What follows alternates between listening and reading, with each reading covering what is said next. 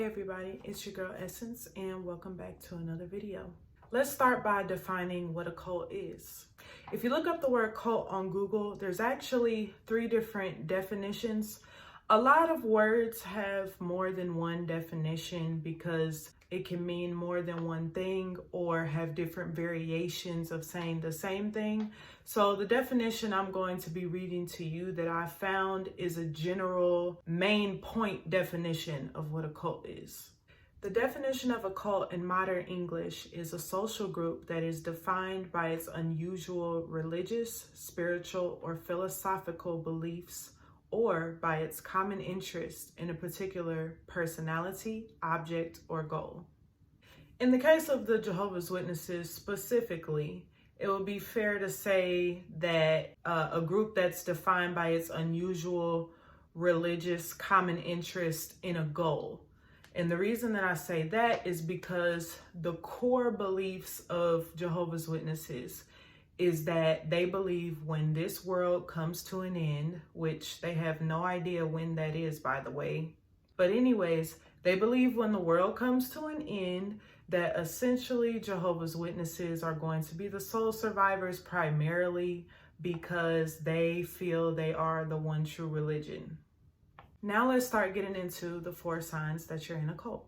Number 1 is going to be deception. That can look like cults tricking new members into joining the group and committing themselves to a cause or lifestyle they don't fully understand. Now, as far as the Jehovah's Witnesses, although they do have a Bible study with you, and in a sense they're teaching you about the religion, they're still not being fully transparent about the things you have the potential for experiencing once you've gotten baptized and committed yourself to them. Deception can also look like cults misleading new recruits or members as to the true expectations and activities of the group.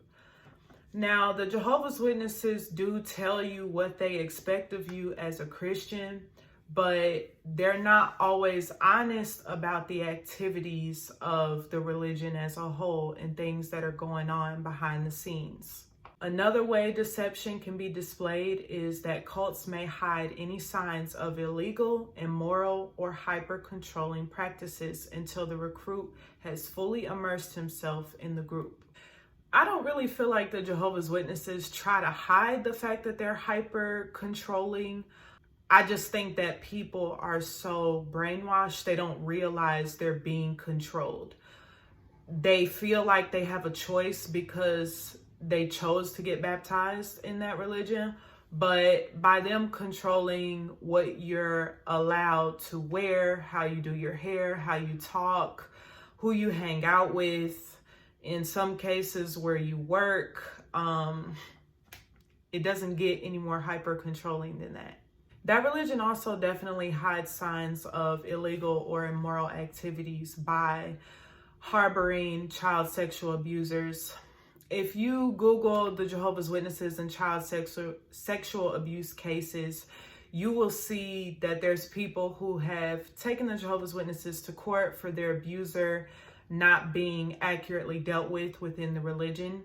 And the Jehovah's Witnesses don't feel a sense of an obligation usually to encourage the person who's the victim to go to the authorities. Even if you did Google that information, that doesn't include God knows how many people who weren't able to take their accuser to court. And I know there's probably quite a long list. The third way deception can be displayed is by a cult leader using members' altered consciousness induced by activities like medication, chanting, or drug use to increase vulnerability to suggestion. In the case of the Jehovah's Witnesses, it's not a common practice for them to use medication or drugs to get people to believe anything. They use brainwashing and psychology techniques. But if you're looking for an example of that, I highly suggest you watching a movie called Midsummer. That movie does a great job of showing how a cult can try to recruit you to be a member by using drugs. Number 2 is isolation. That looks like cults cutting off members from the outside world and even each other to produce confusion, loss of perspective, and a distorted sense of reality. The members of the cult become the person's only social contact and feedback mechanism. 3 other ways isolation is displayed is cults may keep new recruits from talking to other new recruits. They may only be allowed to speak with long committed members for a period of time. Cults may not allow unsupervised contact with the outside world. In this way, there is no chance for a reality check or validation of a new member's concerns regarding the group. Cults typically instill the belief that outsiders, non-cult members, are dangerous and wrong. This is 100% the case with Jehovah's Witnesses. When you first start studying to become a Jehovah's Witness, the reason that they allow someone who's not fully immersed or otherwise known as baptized yet to hang around other Jehovah's Witnesses who already are baptized is because they're trying to get you to make new friends within the religion, so that way eventually you can cut off people who aren't Jehovah's Witnesses. Then after you do get baptized, it's just going to continue to become more intense from there. They are constantly putting it in your mind that as this world goes on every year, you need to become closer to people within the religion and cut ties with people as much as possible who are not Jehovah's Witnesses, and keep your association with non-cult members very, very limited. Number 3 is induced dependency. Cults demand absolute, unquestioning devotion, loyalty, and submission. A cult member's sense of self is systematically destroyed. Ultimately, feelings of worthlessness and evil become associated with independence and critical thinking, and feelings of warmth and love become associated with unquestioning submission. This kind of gradually happens over time, but it only gets worse as you get baptized. When it says a cult member's sense of self is systematically destroyed, that's true because as you're studying, they're teaching you to rely on that religion and their God known as Jehovah. They're not teaching you about how to make decisions based on your intuition and what feels right for you. They teach you to make decisions based on what Jehovah would want and what looks best for the religion, and not making decisions that would bring reproach on God, which really, it's not really about God. It's about what would bring reproach on the religion, because they don't want any more shit being talked about them on the internet that already is. Feelings of warmth and love become associated with unquestioning submission.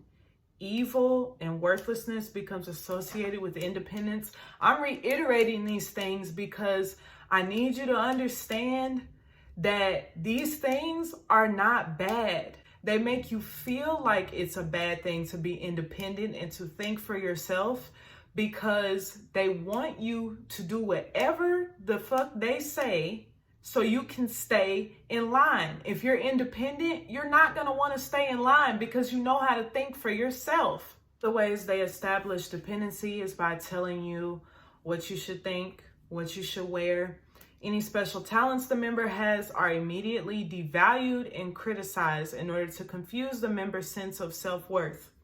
How many people do you know are hella talented and are Jehovah's Witnesses, but they don't do shit with it because they're telling you that you need to spend your time and resources in that religion, because if you really love God, then that's what you would do. Any doubts, assertiveness, or remaining ties to the outside world are punished by the group through criticism, guilt, and alienation. Questions and doubts are systematically turned around so that the doubter feels wrong, worthless, and evil for questioning. The member is loved again when he renounces these doubts and submits to the will of the leader. The Jehovah's Witnesses try to tell you that it's okay to have doubts, but it's only okay to have doubts within their limits. And that limit is very small. They're definitely going to try to guilt trip you and make you feel like you're not spiritual enough and you haven't done enough studying and reading the Bible, and that's why you're asking them such things. When really, your intuition is just telling you that something is seriously fucked up and that you need to get the fuck out of there. Another way dependency is established is the member may be pressured to publicly confess sins, after which he is viciously ridiculed by the group for being evil and unworthy. He is loved again when he acknowledges the devotion to the cult is the only thing that will bring him salvation. What comes to your mind when you think about that? If you've been a Jehovah's Witness before, you might be thinking what I'm thinking: disfellowshipping. Disfellowshipping, aka shunning, describes this perfectly. If you have not watched my video, Definitions and Slang of Jehovah's Witnesses, please watch that video so you can learn more about the process of getting disfellowshipped from that religion and then later being allowed to return. But it is a lengthy process, and essentially it involves isolating you to establish a greater sense of dependency and then bringing you back. And it also involves making you feel unworthy and bad for something you may have done that most likely is completely normal and is no reason to cut someone off from their friends and their family. Someone off from their friends and family to get them to stay in line with what they consider religious practices but are actually cult practices is sick and twisted. In my opinion, the practice of disfellowshipping is what puts the nail in the coffin as far as establishing the Jehovah's Witnesses as a cult versus just a religion. And if someone were to have a rebuttal of, well, if a person doesn't want to get shunned or disfellowshipped, then they shouldn't have committed a sin in the first place. Regardless of whether a person commits a sin or not in the Jehovah's Witness religion, the fact that cloud of disfellowshipping is always hanging over your head, the fact that there's a possibility that could happen to you if you make a mistake in life, or if you do something just that you fucking just want to do, that you should be able to, because you should be able to do what the fuck you want to do with your life. The fact that possibility is even there is still wrong. Sorry, I got a little passionate there for a second. Last but not least, let's move on to number 4, and that is dread. Once complete dependence is established, the member must retain the leader's good favor or else his life falls apart. I'm going to give a breakdown of what that can look like according to my research. A lot of these things that I'm going to be explaining to you is exactly what describes what can happen to you if you get disfellowshipped. So the leader may punish doubt or insubordination with physical or emotional trauma. Once all ties to the outside world have been cut, the member feels like the only family is the group and he has nowhere else to go. The member must behave or he may not get social interaction. The member may believe that only group members are saved, so if he leaves, he will face eternal damnation. Because, like I said, a lot of this kind of describes what happens if you were to get disfellowshipped, I'm only going to dissect a couple of parts of this more deeply. So the leader may punish or doubt insubordination with emotional trauma. Getting disfellowshipped is traumatic as fuck. Think about it.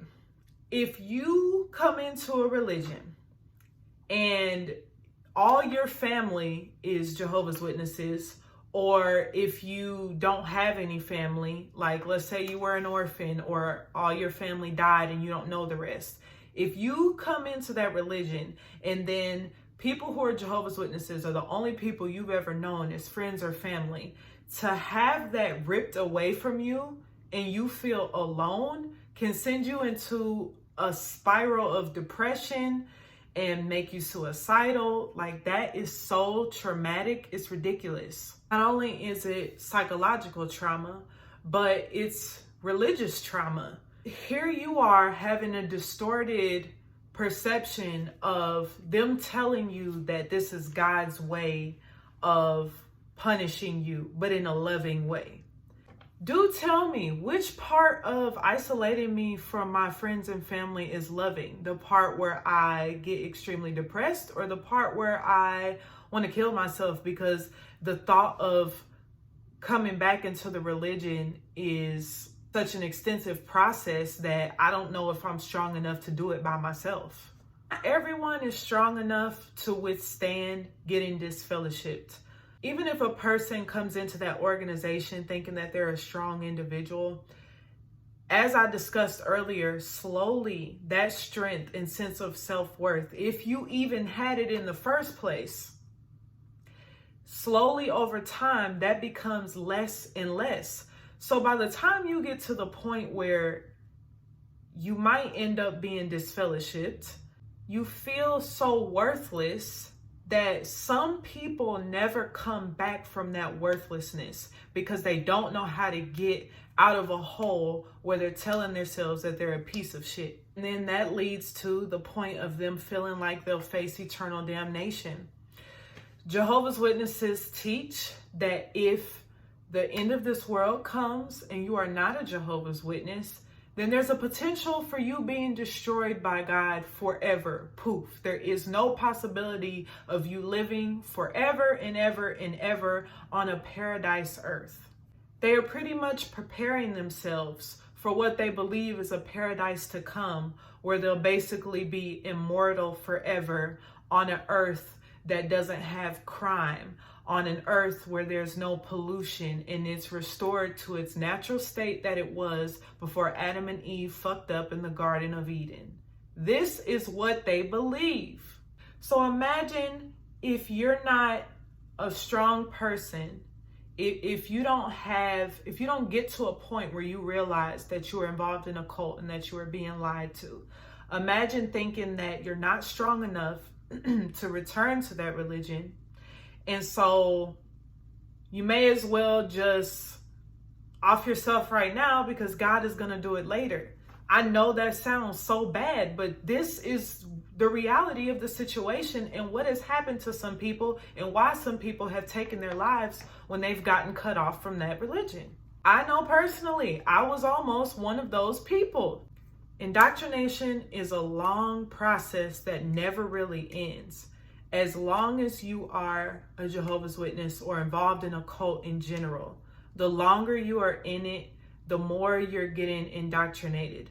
Why do you think that they have these meetings every single week? They have weekly meetings to, they say, build you up spiritually, but really a lot of the stuff they're learning is majority the same stuff over and over and over, just talked about in a different way. So that way you don't forget their rules, and so you don't forget that you're supposed to stay in line, what you're supposed to do, and how you're supposed to live their life according to their standards. But let them tell it. They're making you believe that it's the way that God wants you to live. I think that's hella presumptuous and self-righteous for a human being to presume that they would know what God is thinking based on a book that no one can even agree who wrote it. And the Bible has been translated so many different times. How the fuck do you know what's exactly the correct version? In my opinion, no one really does. I don't care how much research you've done or where you think it came from. I hope that the things that I gave you a breakdown on today will help you to understand that it was more than just a religion that you were involved in. And if you weren't sure if you were involved in a cult before, if these practices that I talked about today is something that you are experiencing, then you need to seriously reevaluate what you're involving yourself in.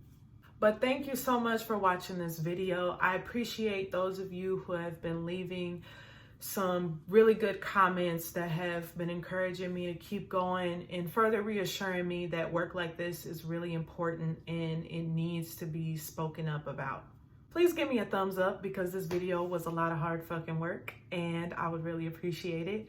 Please leave a comment if you have something that you want to add to the topic.